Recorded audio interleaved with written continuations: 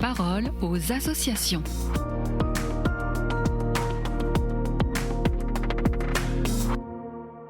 Bienvenue dans la parole aux associations. Aujourd'hui, je suis avec Diane Comelin, la chargée de communication digitale pour Fidesco.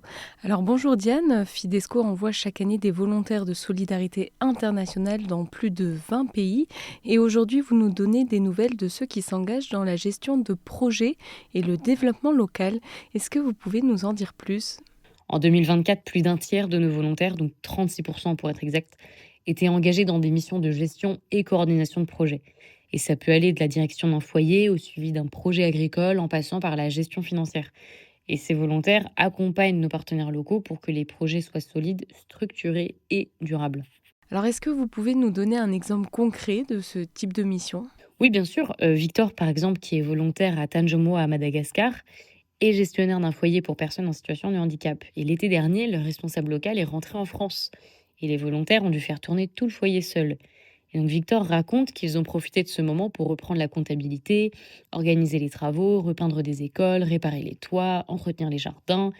C'était un vrai défi, mais aussi une belle preuve de confiance entre les volontaires et leurs collègues malgaches. Alors on sent que ça demande autant de compétences humaines que techniques.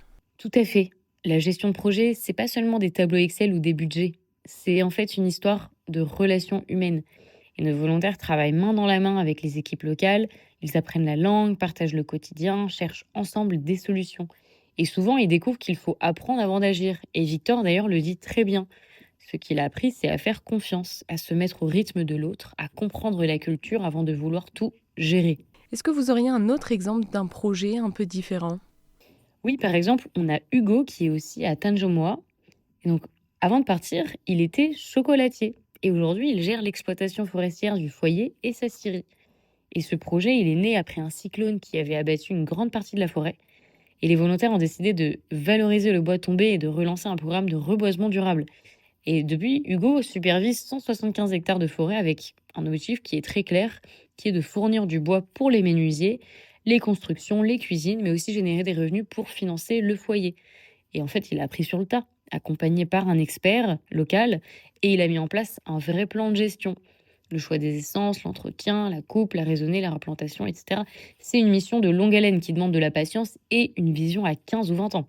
Alors c'est donc un travail de fond qui s'inscrit dans la durée ? Oui, tout à fait. En fait, les volontaires savent qu'ils ne verront pas forcément les fruits de ce qu'ils sèment. Mais c'est justement ça la mission. C'est travailler pour l'avenir, poser des fondations solides. Et comme le dit Hugo, les arbres qu'on plante aujourd'hui seront exploitables dans 20 ans. C'est une belle image de ce qu'est Fidesco en fait. Une mission de confiance et de transmission où chacun apporte sa pierre à l'édifice sans chercher à tout faire tout de suite. Et alors qu'est-ce que ces missions enseignent aux volontaires sur la réalité du développement local au-delà des tâches concrètes ?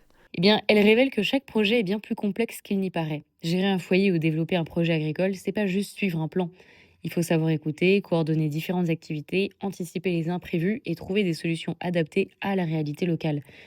Les volontaires apprennent ainsi à être polyvalents et responsables, mais surtout à comprendre le lien entre chaque décision et son impact sur les communautés.